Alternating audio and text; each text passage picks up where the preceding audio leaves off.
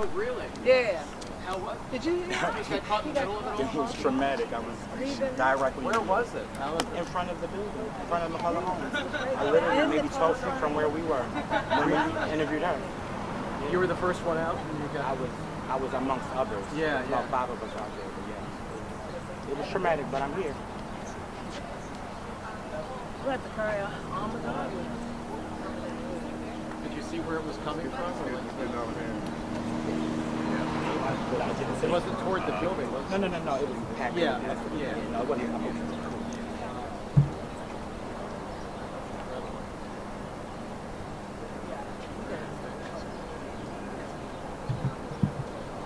Hey, baby.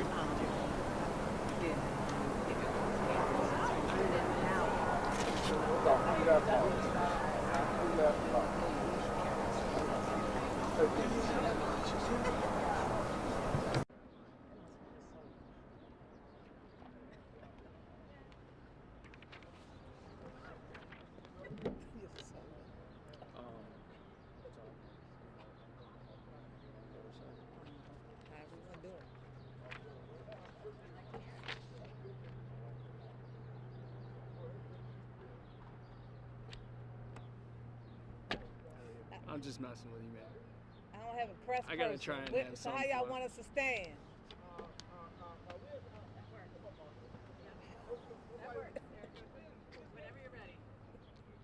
You guys good? All right, good afternoon, everyone. Thank you for coming out. I want to begin my remarks today by reading you an email that I received from the mayor's office on Monday. The email reads, "Hello, Councilman Costello. We received a call from the owners of a small business this morning.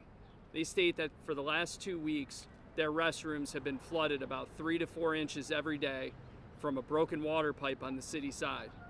DPW hasn't responded to their emergency request for assistance or to repair the broken pipe leaking into their business.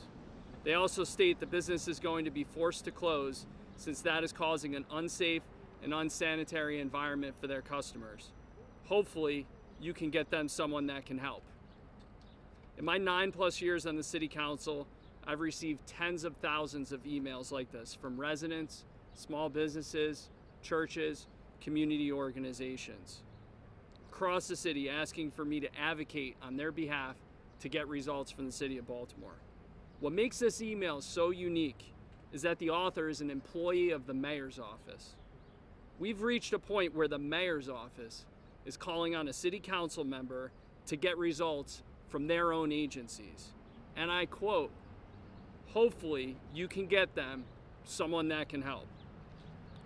City Hall has reached a level of dysfunction that I never thought was possible, and our residents and our small businesses deserve better. I'm seeing the impact of that dysfunction in my district every single day. As budget chair on the city council, I've watched this mayor's office grow by dozens of employees and millions of dollars in additional annual salary costs. We've seen dozens of top administrators come and go, and salaries in the mayor's office explode with little to no discernible results. In the past few weeks, the administration has suddenly rolled out action plans for increased responsiveness to 311 service requests for basic items like illegal dumping, pothole repairs, and streetlight outages. These are basic everyday city services. These are issues that have gone mostly unaddressed for the first 3 years of Mayor Scott's term, reminiscent of writing a term paper the night before it's due. There is a complete lack of urgency on issues plaguing our communities. Why wait until we reach nearly 10,000 car thefts, one of the highest rates in the United States, to act with a sense of urgency? Why wait until federal and state regulators step in to act on several deficiencies in our wastewater treatment plant? Why take years to restore weekly curbside recycling collection? Our residents deserve quality and reliable city services in neighborhoods where we all feel safe, regardless of whether or not it's an election year.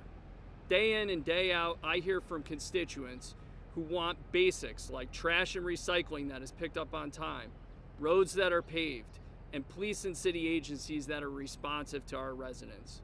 They deserve a leader with a steady hand who is able to make the tough decisions to overcome our biggest challenges while also ensuring the very basics of government and the things that we all pay taxes for are handled effectively. I've known Mayor Scott for nearly a decade from when he was the councilman in the 2nd District. He's a dedicated public servant, and he's an all-around great human being who loves this city. Make no mistake about it, I love Brandon Scott as a person. I do. And it pains me to say that his lack of leadership is failing all of us. We are at an inflection point, and continuing on this trajectory is simply not an option.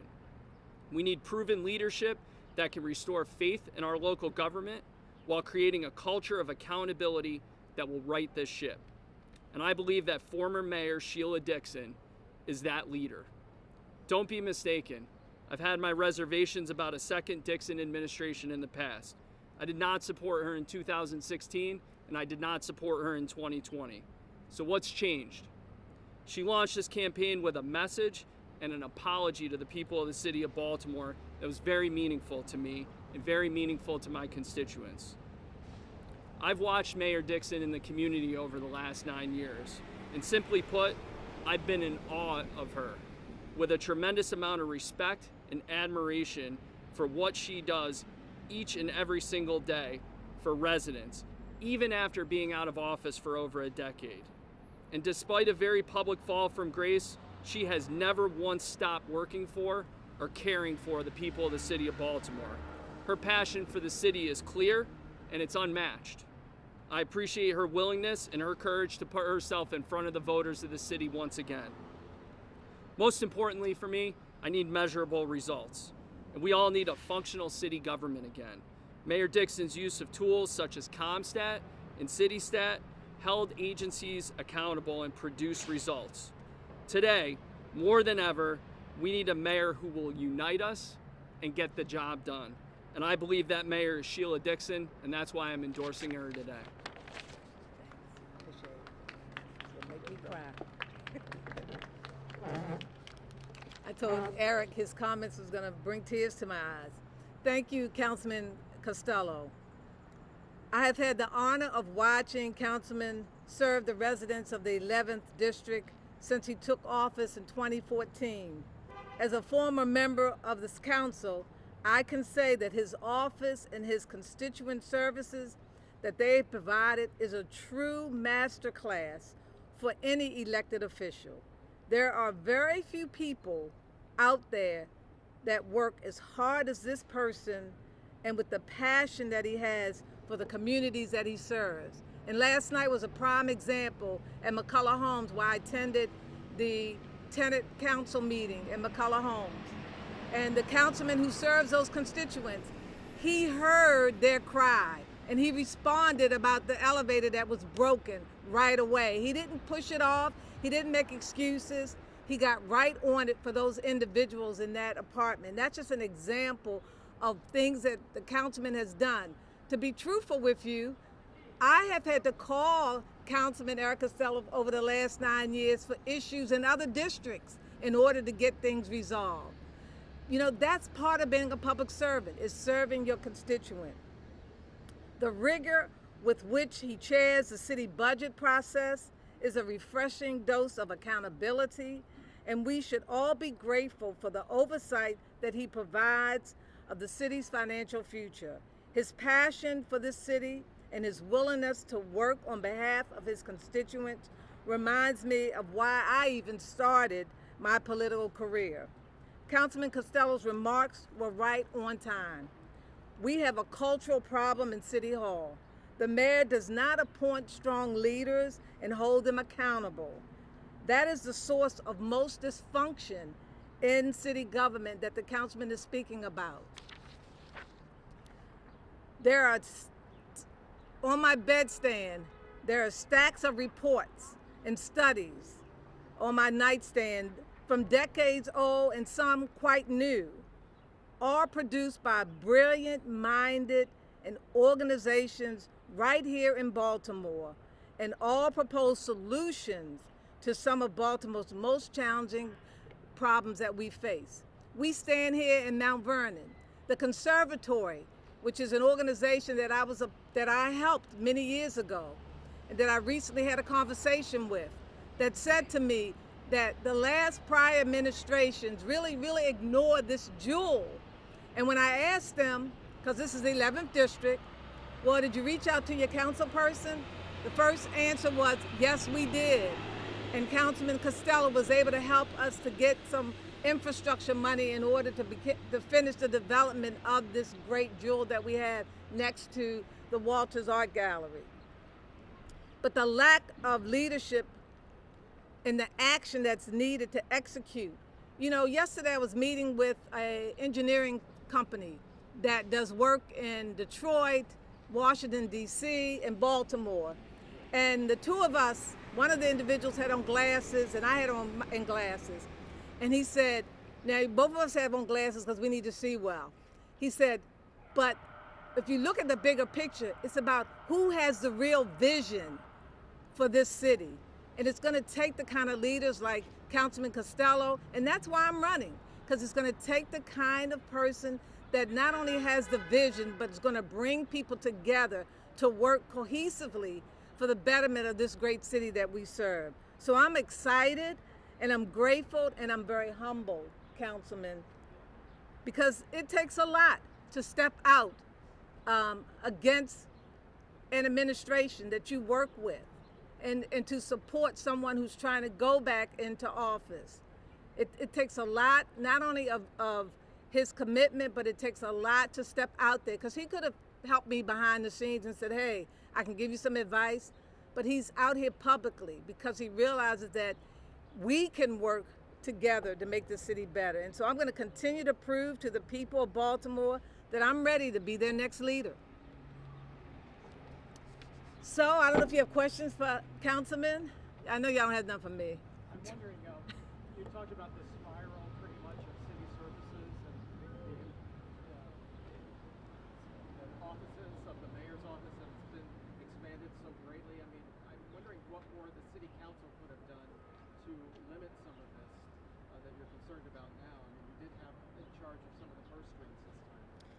Yeah, so the exponential growth that we saw in the city's budget in the mayor's office, that occurred before the city council had this new budget authority that we got this past year. So we saw a 57% growth in the mayor's office, but again, we're not seeing the results that match up with that investment. And I think that's what we're hearing in the community, that there's an expectation that we see those results if we're gonna spend those dollars, but we haven't. Councilman, can you talk about what you'll be doing in your district to get the word out about your endorsement and how you'll be talking to your constituents about Mayor Dixon? Sure, I've had a number of conversations over the past 9 or 10 months about this. This is not a decision that I came to overnight. A lot of what I do is driven by the people that I represent and what they think and feel. When I campaign, I campaign like it's a job, and you know, I believe that Mayor Dixon's the right leader for the city, and I'm going to do everything humanly possible to help get her elected. Councilman Costello, there's still several months before the primary election where you'll still have to work with the Scott administration. Are you anticipating any bad blood with your very early endorsement? Look, I've spent the last 9 years serving the city with every fiber in my body, and I'm going to continue to do that. I will continue to work with anyone to help improve the city. And you know, what the people on the second floor think of me isn't what my priority is. It's what the people in these communities think. And I'm going to continue to work with them and anyone who's willing to help move the city forward. Have you lost confidence in the current mayor's ability to fight crime, to reduce the crime rate? Yes. This former mayor can do better? I believe that Mayor Dixon can do better. I think that she demonstrated that. There is data to support that. And the thing that I'll add about Mayor Dixon, you know, I had this conversation with someone the other day, and they asked me, they said, well, don't you think a lot of her successes were because there were foundations that were in place from Mayor O'Malley's term? And I said, look, I agree with you. And that's a sign of a good leader, is someone that's willing to continue doing things that work even though they're not their idea. That's what makes Sheila Dixon the right person to lead this city. And it's the things that she brought on board that we didn't have before in previous administrations that were successful. And that's why we saw historic lows in crime and why city services were working efficiently and effectively because of Mayor Dixon's leadership. Do you think you'll be joined by any of your colleagues on the council in this endorsement? That remains to be seen. Ms. Dixon, certain crimes have been going down according to the mayor's office. Do you know yet if you will be continuing any of the mayor's programs like the GBRS or Monty? To be honest with you, I always look at what's going on and I do an assessment, and that's what I would do. I would come in and assess to see what's working and what's not working and implement things that I believe could help to make it work even better. You know, for me, one of the things that I felt was very effective was the gun registry that we created. It was a register that I got after Mayor Bloomberg, where when you were caught with an illegal gun, you had to register yourself and that gun. And we went out as a group and a team and we visit those individuals. We were in their faces, checking on them, finding out what they were doing or not doing. But that's just one tool that right now is not being used that I think was a very effective. So I believe in assessing and evaluating and then determining what might stay and what might go.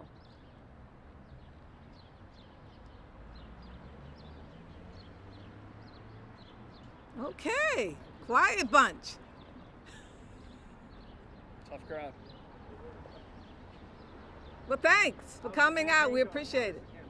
I'm sorry. How's the campaign going? It's going well. It's going well. Very positive. Pulling in people from all over the city and even beyond that. And the resounding theme is, how can we help? We want to help this city. Some people who do business here but don't live here. I don't want anything from you, but I want to know how we can help. And I hear this every day. How's fundraising? Fundraising is going pretty well. It's going good. I mean, nobody likes fundraising, but you know, you have to have it. I get a lot of issues when I'm on the phone doing the calls though. Ms. Dixon, I know that you've been participating in town halls in certain neighborhoods.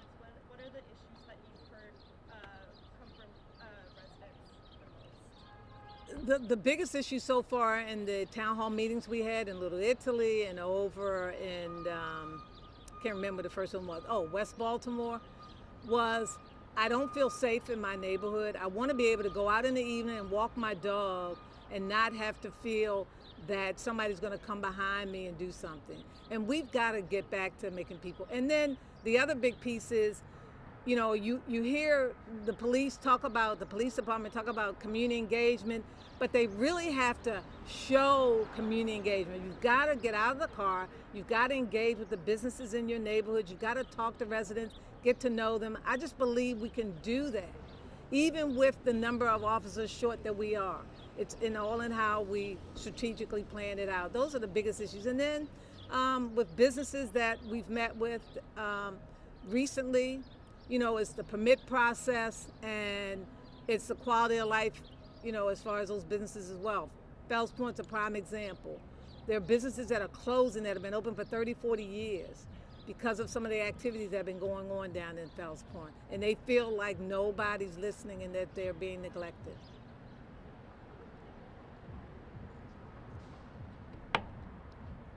Okay.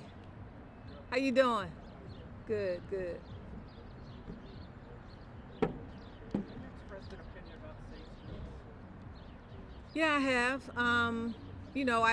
As I said earlier, I think safe streets needs to be audited and evaluated. I think maybe we need to put it on hold. I've made that comment before, yeah. So, Ms. Dixon, you talked about the police shortage, and as a former police officer myself, I know a lot of men and women in blue feel that they can't trust leadership. So what will you do to gain that trust and then recruit more officers? Well, the same thing. Actually, this was a positive result or action that I did as mayor. I went and met with those officers on the street all the way up. I didn't start at the top. Started at that officer that walks the beat, those sergeants that supervise, and I asked them for their input. And I went and visited all the different districts to get their input and thoughts. And I also wanted them to be a part of the entire plan, not a plan that's dictated from the top, but they needed to be engaged and involved in the plan. And so I think that was a real benefit. It helped in our crime fighting plan because officers felt they were engaged and involved. And then of course, we had the academy that closed for fire, police, and EMS. And we need to reestablish that because individuals within our community, if you expose them to different careers, they get a different perspective about it. And I think this is the time that we really need to do that, on top of doing some aggressive recruitment.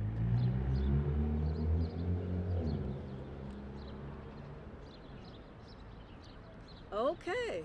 See what you? Thank you. All right. Thank you. I thought I recognized you. Thank you. I appreciate it. You live in the neighborhood? Yes, I live right here. Oh, okay. Thank you. I appreciate it. Thank you so much. Thanks for coming over. I've had Yeah. Well, I just broke this. I do, Miss Yeah, Barbara Stokes. How you doing? Formerly division up in junior high school.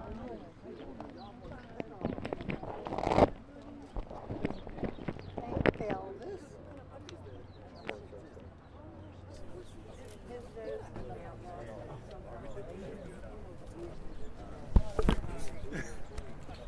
Oh, yeah. Yeah. Yeah. So what you do? Reporter and anchor. Vincent Hill. Yep. No, Tallahassee. Tallahassee. I did not. Yeah. My dad really. Yeah, my folks were just down there a few weeks ago for homecoming. So, yeah. Your folks were fans? Nah, my dad was military. He did like 30 plus years Yes, in the ma'am. Army.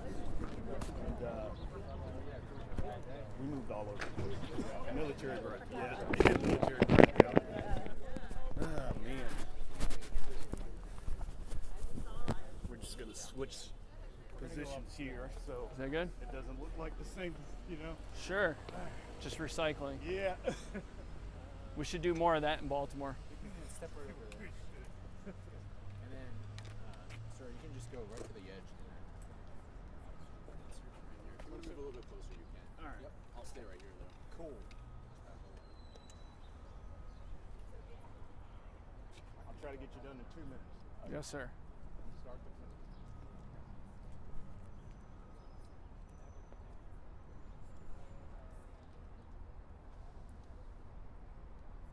Okay. Cool. So last week you called out one of the deputy secretaries of DJS about intake. So explain to me the intake situation that's going on there. So essentially what was happening before was when a police officer brought a juvenile to the juvenile detention center, a staff member from Department of Juvenile Services was opining on what should happen to that juvenile prior to a report being formally submitted, and they were working remotely. So I asked the deputy secretary if they would be ensuring that DJS personnel would be on site 24/7, 365. They committed that yes, moving forward that would happen, and there would be a memo sent to supervisors and staff on or before November 15th. They told us they would share with us that memo. That has not yet been shared, and today's November 16th. Right. So what's your disappointment, A, in the process, and B, that they didn't follow up with what they said they were going to do? Well, it's always disappointing when someone doesn't follow up. I've been in close contact with our state senators and delegates about the issue. It is a state agency, so it falls under their purview, and just hopeful that they're going to follow through on the commitment they made.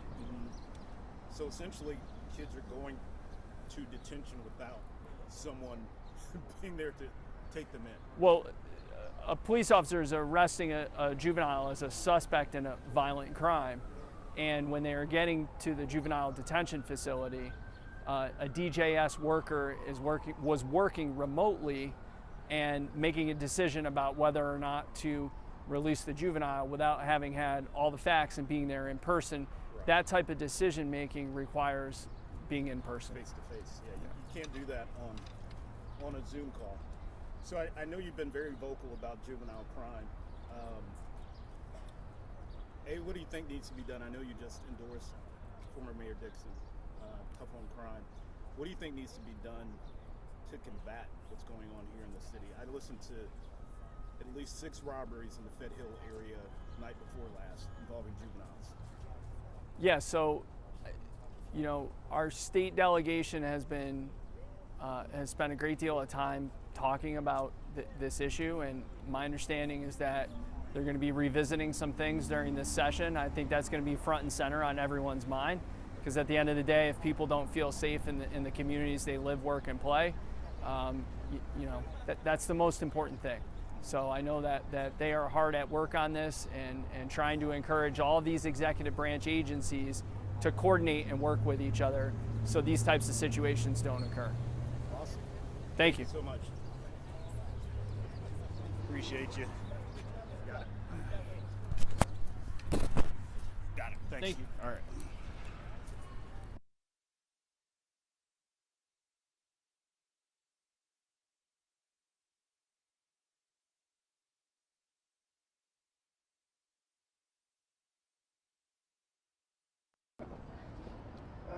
Oh, it's 2:30 on the dot? Or is it 3:30? It's 2:30. Okay, I was like, whoa. But I'm gonna get a few more shots. You do?